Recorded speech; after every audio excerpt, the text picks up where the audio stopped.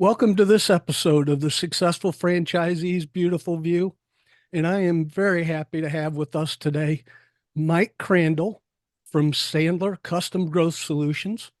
I met Mike when I was living in the Tulsa area and was invited to his Oklahoma Professional Sales Association luncheon. And I really admire the work that Mike's doing and glad that he is here with us today. Mike, thank you.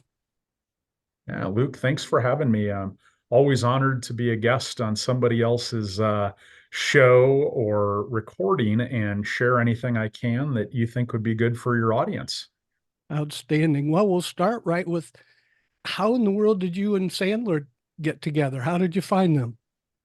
Yeah, so Luke, I love sharing this story. It's a little bit longer than some people might think it was, but in 2009, so 15 years ago, I was working like many people that get into ownership of a franchise in the corporate world. And so I worked for a really big company and wasn't even looking for anything. I like to say I was an accidental introduction. And the story literally goes this way. It was August of 2009, and I was driving down the road. I worked for a building materials company running a big chunk of the United States as a regional director of sales for them. And my cell phone rang, and it was a good friend of mine who hadn't visited with in a couple months. And so we had some quick small talk.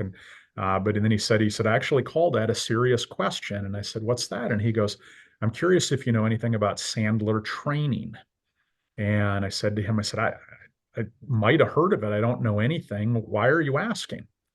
And he said, well, the company that he worked for at the time was just beginning to do a Sandler growth journey with the Sandler office. And so I said, wow, that's cool. What are you doing? And he said, well, we're going to do some strategic planning. We're going to do some leadership development, management development, sales development. And he listed off a bunch of things. And I went, whoa, that's a lot. And he said, yeah, we're starting with a 36-month agreement. And having been in senior leadership, specifically over sales for a long time, sales development, leadership development in 36 months never went together in my mind. Because I'd been through, when I was in the corporate world, tons of training from companies that people have heard of, like Zig Ziglar and Franklin Covey and Dale Carnegie, some that might not be as common names like Miller Hyman, Spin, Solutions, Huthwaite, Integrity, and Wiley. And everything was an event. It wasn't a process. And so when he described to me what his company was doing with Sandler, I was just kind of blown away and was filled with questions. And because he was calling me to ask questions, he didn't have any answers. So that night I was in a hotel room and I did what we do when we want information in, the modern day. I Googled it and I started reading about Sandler, and I was fascinated on the psychology and the methodology and the business model. And I'm on their website, and there's a corner box that says find local office. And I put in my zip code here in Oklahoma, and there was no office. And back then, the website had kind of the expand search 50 miles, 100 miles, however many miles. And I realized that there wasn't an office anywhere in Oklahoma. The closest office was down in Dallas, Texas, a couple hours away. And then somehow the corner of the website that said business opportunity caught my eye. And I said, well, put my info in there. The next day, the guy who was in charge of franchise development, basically sold the franchises, called me, and we had a brief conversation that ended with two specific action steps that really catapulted my journey into Sandler. One of those was he found out that I'm a heavy user of LinkedIn. And so he encouraged me to go to LinkedIn and do an advanced search. He said, based on what you do and the people that it sounds like you absolutely know people that are using a Sandler coach. You probably just don't know it. And then he said, the second thing was, he said, I'll send you a book. And so we ended the phone call, and I immediately went to LinkedIn, did that advanced search, and that's what put everything into motion. So I know there's a lot in that story, Luke. I always like to say I was an accidental introduction to the franchise world, because I didn't know that a business like this was even a franchise. Mhm. There was a time in my life, and I think a lot of people have this journey where they think of a franchise, they pretty much just think of restaurants because that's You can have a McDonald's franchise or a Subway franchise or a pizza franchise. And I didn't realize that professional service businesses like this were such a big thing in the franchise world. Well, we represent Sandler through BAI. I'm a BAI affiliate, so Sandler is part of our inventory of over 350 plus franchises available. After 15 years, currently, what type of person is an ideal Sandler franchisee? Yeah, so I'll answer from my perspective. The Sandler corporate office might have a little bit different answer than I might have, but having been around Sandler and having been in this network for 15 years as a franchise owner, I think the ideal person to start and build a Sandler franchise business is someone who's passionate about supporting other people's growth. The world that we're in Sandler is really leadership, management, and sales development. And we do coaching, consulting, and training in those spaces. But to be successful, you have to have a real passion for supporting other people. If you don't care about other people's success, it's going to be really hard to be successful in this business. Because obviously, as a franchise owner, you have the opportunity to chart your own success, but our success is really driven by the success we have other people have. The second characteristic that I find that makes someone a good fit for a Sandler business is someone who is passionate about communication and sales. There's a phrase that we have in Sandler that we say sales equals communication and communication equals sales, because in the business world, there's always somebody buying and somebody selling. It might be the ultimate product or service at the end, but leaders are always selling ideas to their people in their organization. And if I can't sell my ideas as a leader, I'm probably not going to be a successful leader. If I can't sell buy-in to the people on my team of why we're doing this or why we should change or why we should, modify our process, I'm probably not going to be a very good manager or supervisor. So you need to have a care for other people. You really have to be driven by understanding that communication is sales. And then you need to be goal oriented, helping other people achieve those goals and then achieving your own. And then you also have to be what I find, I use the terminology abundance mindset versus scarcity mindset. Because we do coaching, consulting, and training, there's no shortage of people that do some level of that somewhere. And it's really easy to think that you compete with somebody or have somebody think they compete with you as a Sandler owner, which may or may not be true. But I find that a lot of times, if I have a good abundance mindset, the collaboration that I can have with other people in the business community is far better than if I have a scarcity mindset. And then you also have to be coachable. In 15 years, I've seen people that came in and have done amazing things, and I've seen people that have come in and not made it.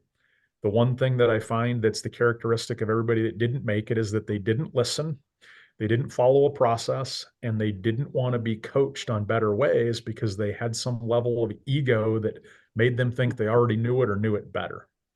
So, Luke, hopefully that's a couple of things that are helpful for you in that, thinking about people that might be looking for a franchise at Sandler or something similar. Absolutely. Tell me a little bit about your growth through that 15 years. You probably, if I'm imagining you started off on your own, and at that point in time, you were doing pretty much everything from the bookkeeping to the phone calls to cleaning whatever restroom was available in your office. So tell me a little bit about that growth.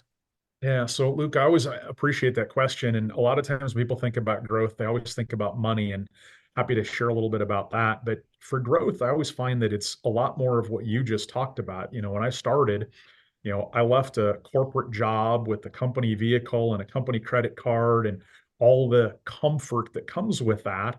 And I wrote a big check to buy a franchise that gave me the opportunity to prospect. A lot of times people think about what we do and say, oh, you bought a training or a coaching franchise, which we do training and coaching and consulting, but you have to have people to do coaching, consulting, and training with. So the first couple of months, this was just prospecting and selling, because until I had people to be in front of, we don't sell Sandler's not a business like a restaurant where people come because they're hungry. So in my 15 years, I've had people that have been an inquiry online or, maybe a lead from our home office branding and marketing strategy, but the majority of it is out building relationships. So my first couple of years, I was a solo person. I did everything as you shared. I started off doing stuff basically in a shared office space. Um, and then as the organization evolved over those 15 years, I moved into my first office where I rented space, and then we outgrew that, and I took the space next door and we did some remodeling, and then we bought our own building 8 years ago.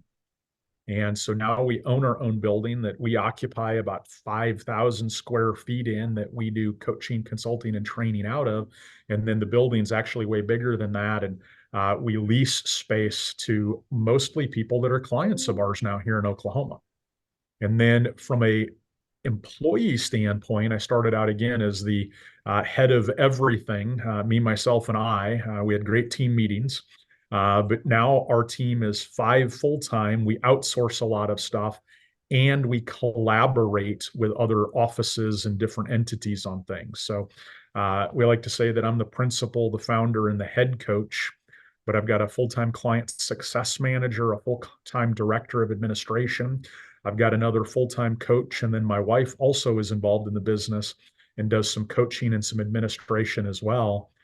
We outsource all of our marketing and accounting. We outsource all of our bookkeeping and a lot of the things that our team shouldn't spend their time doing. So, we've gone from an organization that didn't do much to an organization that now has clients in, I think we're at somewhere around 22 different states across the United States that we support and service out of our office here in Oklahoma City, as well as some other countries. And so growth has been very interesting. And the business changed pretty dramatically in 2020 when COVID changed so many different things in the world. We deliver a lot of things virtually now, and we did nothing virtually before COVID. So happy to go deeper in any of those if you want, but you asked about growth, and there's a lot of that over the 15 years we've been doing this. Absolutely. But I'm curious because to get to that growth stage, you had to have a vision for where you wanted Sandler to be. What was the biggest key factor in helping you develop that vision? Yeah. So, Luke, I love that question. And a big part of the vision, I got asked years ago in an interview, Mike, what's your definition of success? And obviously, there's lots of different ways to answer that. But I find that my definition of success is really about the number of lives that we can impact. And most people come to us because they want to be a better leader, manager, salesperson, business development person, or fundraiser.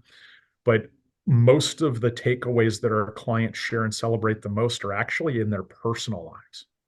And when I was in my due diligence phase, I heard this phrase as I visited a couple of Sandler offices and I wanted to visit with clients. And I asked, why do you pay for Sandler? And I had people say, Mike, Sandler will change your life if you let it. And Luke, the first couple times I heard that, I thought that was a cheesy marketing line. But now I've been doing it long enough that I see it. I have clients that come to me and say, hey, Mike, I got to tell you how much better my relationship is with my spouse, or how much better I, am as a father or a mother, or how much better I connect with my siblings or my parents. And then they say, and oh, by the way, here's all the awesome stuff happening in her business. But it's that personal impact. And so if we go back to earlier, I shared sales equals communication. We really help people learn how to become better communicators, how to think differently, how to make decisions differently, how to take risks differently, how to stretch their comfort zone differently. And it changes the dynamics of how they interact with people, how they lead, how they communicate, how they do things. And that's where we find that impact. So, your question about vision, our team vision was my vision as a solo person before I had a team, is to impact positively as many lives as we can. And that requires us to be really good at what we do and to put systems and processes and structure in place to do that. And then to connect with the leaders, the managers, the business owners, the sales professionals, and those that are in business development and fundraising that truly have a desire and a commitment to get better. Thank you for sharing all that. And just to take that a step further, how has your success owning a Sandler franchise allowed you to give back and impact your community as a whole? Yeah, Luke, I could probably talk for a couple hours on that, but I always put it into, and I won't take a couple hours, I'll just give you a brief answer, but I always talk about impacting the community in really a couple of different buckets. And the first bucket is that one of the things that our team and I are passionate about is supporting those that might not be able to invest in Sandler if they've got the right level of desire and commitment, drive and ambition and vision. So every year we do two different scholarships out of our Sandler office. The first one's a nonprofit scholarship that we give a large package of our support services to a local nonprofit every year that we really want to see become better. And if they were to write a check for that, it would be about $75,000 check. They get access to tools and resources and programs and coaching and consulting and a whole bunch of stuff that our team delivers. And we've done that every year for, I think we're in our 14th year of doing that. And so the second scholarship is a young professional scholarship. And similar, but a little bit smaller package. That's for an individual young professional. The common industry term for young professional is 40 or under. And so we are 6 years into that now. And every year we give a young professional a scholarship. If they were to write a check for the package of things that they get, it'd be in the neighborhood of about $25,000. So that's the first bucket where we just actually give Sandler to some people. There's some things that tie to that, like we let nonprofits come to anything public that we do on our calendar for half price always. And so we're able to give back to the community that way. But then we also donate an awful lot of our other support services. Lots of organizations that will, contact us and say, "Hey, can you give something for us to put in our auction?"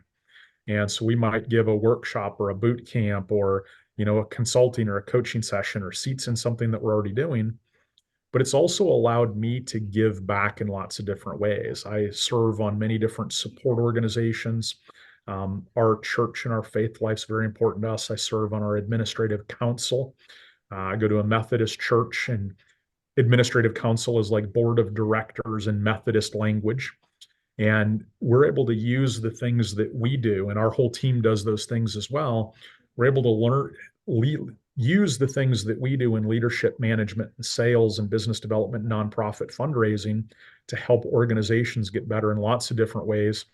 And so there's a couple of different ways that we get involved and give back to the community. Well, thank you for sharing that. And, you're a local business. You started out by yourself. You've grown massively over 15 years. How does Sandler National Corporation still support you and your team? Yeah, Luke, I love that question. And it's interesting. I know you work with lots of people that have franchises. One of the things that I find is that not every franchise connects their people and has the same support after you buy the after you buy the franchise. And right now, today, as we talk in April of 24, I have 12 clients on retainer with me that own different franchises. That's everything from lawn care to managed services IT to commercial locksmiths to everything in between. And so I get to learn an awful lot about how other franchises do or don't support. And everybody's got some great things. But your question was, how does Sandler support us? And there's really two sides to that. One, there's the support from your peer network. And so they encourage us heavily to collaborate with our peers. And because we live in a post-COVID world where being on Zoom like we are right now is very common, we collaborate heavily. Maybe that's around delivery of things, maybe that's around support of clients based on industry or goals or objectives. I'm in an internal peer advisory group that we hire an outside facilitator to guide us, but there's 10 of us that own individual Sandler offices that are in that. And we get together in person a couple times a year. We have a virtual meeting like this every month that we don't get together in person. But we support each other tremendously. But then there's the official structured support from the franchisor. So I still have a coach that's assigned to me that I can call with any questions. I've got people that I can call for marketing support or administrative support. And Sandler as an organization, like all things, have evolved over the last 15 years. So there's both the formal and the informal, but I couldn't be more pleased with the way that we support each other, even to the point just a couple of weeks ago, we had our big, what we call annual Sandler Success Summit, which is client facing. And there was, I think, about 1,200 people, some Sandler coaches like me, and then clients of Sandler offices in person that got together in Orlando. And then we had several thousand other people online that watched that as well. And those things wouldn't happen if we weren't collaborating as an entity together that helps us support our clients way bigger than any individual office like mine could. Thank you for sharing. And you have a book that's all about the Sandler way. Tell me how that got started and how are sales going with it? Yeah. So, Luke, in the Sandler organization, because our world is coaching, consulting, training, primarily around leadership management and sales, as you can imagine, we put out a lot of content. And so I think the number's about 55 today. We've got about 55 business books that Sandler has put out, and most of them have been authored by individual Sandler coaches and franchise owners like myself. My book is called How to or Motivational Management the Sandler Way. And it's really about how to understand motivation in yourself and others.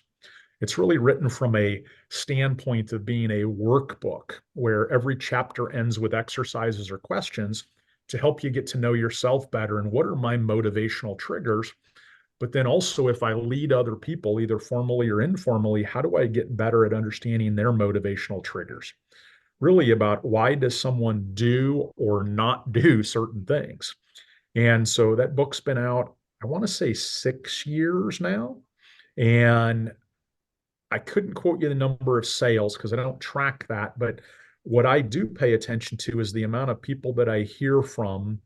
And at least once a week, I hear from somebody, whether it's an email or a phone call or a text message or a social media message through LinkedIn or something. I'll get a message from somebody that says something like, "Hey, Mike, your book was awesome and helped me with fill in the blank, something specific." And because of the impact of that, it's really something that continually evolves. And although the book was out before COVID and we've not updated it officially, one of the things that I found is that COVID made us struggle more in lots of ways than even before about why do people do or not do the things that they do or they don't do. And so the last couple of years since COVID, it's almost like my book became reinvigorated as people tried to figure out what are those motivational drivers, especially the ones buried in my subconscious that make me do or not do certain things. And I just had this happen not terribly long ago, Luke. I was speaking at a conference and there was a lady that came up to me before I spoke and she said, "Hey, you're Mike, the speaker." And I said, "Yeah." And she goes, "Can I give you a hug?" And I said, "Well, we've never met. Why do you want to give me a hug?" And she said, "Mike, your book changed my life," which, that's a cliche statement that gets probably used more in our society than it should. And I said, "Well, how did my book change your life?" And she said, "Mike, I've got a teenage son at home." And she said, "Before I read your book, I was positive he had no motivation." And she said, "But after reading your book, I figured out that he's actually highly motivated. He's just motivated by things that are foreign to me. And now that I understand that, I can communicate with him differently. I can connect with him differently, and I can work with him to achieve goals and objectives in his life differently because now I know how he's motivated, where before I just thought he was lazy and he wasn't motivated." And as you can imagine, after hearing the story, I let her give me a hug because there's some power in that. It sounds, that sounds a lot like a, I don't want to say self-awareness help book, but your motivation is all self-driven. So Mhm. there is a self-awareness component to that. And I'm just curious what you see as the driving factors for somebody to understand not only the decisions that they make, but how they can receive the information on how they impact others. Yeah. So, Luke, that's a question that I could go into for a very long tirade, but obviously not going to do that. But in the book, I'll just kind of share this, maybe a little bit of teaser. Anybody wants to pick it up, you can get it on Amazon, you can get it on Kindle, you can order it through your Sandler online learning account if you're already a Sandler client. You're always welcome to reach out to me if you want to visit about becoming a Sandler client. If you're not, happy to visit with people about that. Or if you're thinking about starting a Sandler office, I'm happy to visit with you about that as well. But in the book, we talk about there's really five motivational drivers that live way deep inside people. Some people have more than one. Some people might only have one. Some people might have a little bit of all five. But this is actually a big part of the book, and we call it the five twos, as in TO. So there's to do, to be, to have, to accomplish, or to be known for. To do, to be, to have, to accomplish, or to be known for. And even if you think about somebody that might want to start a franchise, a Sandler franchise, or maybe another one, if you can understand what of those five motivational drivers is the biggest one for you, it really even helps you make decisions differently on maybe what I look at, what I don't, what steps I should take. So for me, I always tell people the to have, monetary, physical things is not a motivational driver for me in any way, shape, or form. And some people it is. Some people want to have the biggest house, the biggest bank account, the fanciest clothes, or whatever. That's not a motivational driver for me at all. But for me, my number one motivational driver is to be known for. I want to be known as the person who helped start that change, who helped spark something inside of somebody that made them reach for that next level. And so when I get those success stories about the things that we've helped people with, or maybe somebody that read my book, that feeds me like you couldn't even imagine because I want to be known as the guy that made an impact, the guy that got the loudest applause or made the greatest change in an organization. And when we understand those things about ourselves, it helps us figure out a lot of the decisions that we should make in life.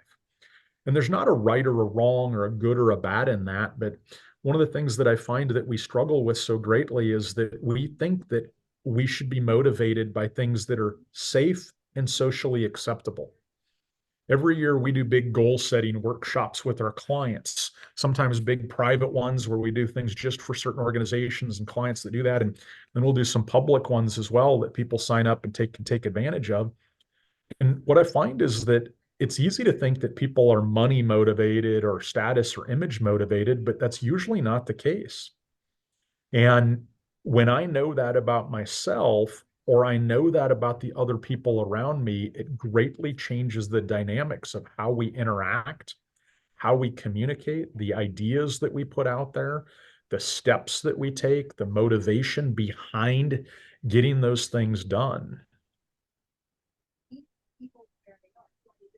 We could talk about this subject for hours and hours, just like you said. But on the YouTube, I try and keep things between 20 and 25 minutes. So we're doing kind of the overall 40,000 foot level view. Sure. What haven't I asked you from that level that you need, that you want other people to know? Yeah. Well, so Luke, the thing that you haven't asked me that sometimes I get asked is what's next?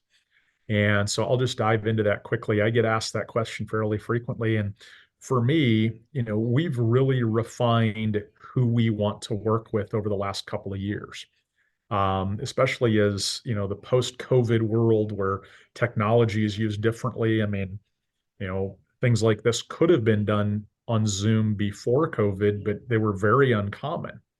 And so for us, we've really narrowed that in. And the next is to continually work with the owners of organizations that truly have a desire and a commitment to get better and a vision to actually do it. And I always emphasize the word vision because if you can't picture a different future than current, it's going to be hard for us to build growth objectives to get you there. And the desire and commitment things are very important because if you're happy with the way things are right now and you're content with whatever your business or your life looks like, you're probably not going to do any of the things that we're going to have you work on to get better. So if you have a vision, a desire, and a commitment to take your organization, to take your team, or we have some clients that are individuals that invest in themselves, maybe their whole company doesn't. If you've got desire, commitment, and vision, we're a great fit for you. And the interesting thing is that in the post-COVID world, I've got clients that I have never met in person. If somebody would have told me in 2019, Mike, you're going to have an impact on people's lives that you'll never meet in person, I would have laughed out loud. But I've got clients in other countries. We've got a client that is in Lesotho, Africa. I didn't even know where that was before COVID. But we do a lot of work with their team in Lesotho, Africa. They're a nonprofit organization that actually helps with human trafficking and disrupting people that are in bad situations and rescuing them. And the human impact that we get and the things that they share about using our communication tactics and changing behaviors and habits and instincts and conditioned responses to interface with people differently, to build trust and to build a connection, to disrupt human trafficking. I would have never dreamed that could happen. And now it does. And I get emails and text messages and video messages from people saying, hey, Mike, you're not going to believe what happened yesterday. Here's how we disrupted this human traffic incident because we actually built rapport with the person who was being paid to traffic people across the border. I mean, you talk about life impact. Mhm. So the what's next is how do we continually expand our ability to support those people and even help more organizations and leaders become better at those things in their organizations. Thank you. That's fantastic testimony. How can people get a hold of you that want to know more about you and Sandler? Yeah, so Luke, I'm guessing you put these things in the show notes somewhere, so I'll make sure that everybody has these on links that they can just click on. But the best way to always get a hold of me, most of my communication starts with people on LinkedIn. So a LinkedIn message is always great. If you put Mike Crandall in LinkedIn, I'm always at the top because I'm pretty active. My email is also a good way rather than rattle it off. I'll just make sure you've got it in the show notes so people can shoot me an email. Also make sure that my phone number is there if people want to reach out as well. And rather than rattle those off, I'll just make sure they're in the show notes. But and even if you don't want to visit, you just want to follow, I'll make sure that all of our social media links are there because we've got great things. Even if you don't need someone to coach right now, or you don't need consulting or training, we got tons of books. We've got a podcast with a couple hundred episodes. Our YouTube channel has a couple hundred videos, and there's tons of great stuff out there, even if you're not ready to visit. And I'll make sure you have all those links as well, Luke. Mike, thank you so much for spending your time with me today and the rest of the folks that are watching on YouTube. And if you have any comments, share this video. And as always, stay safe and win every day.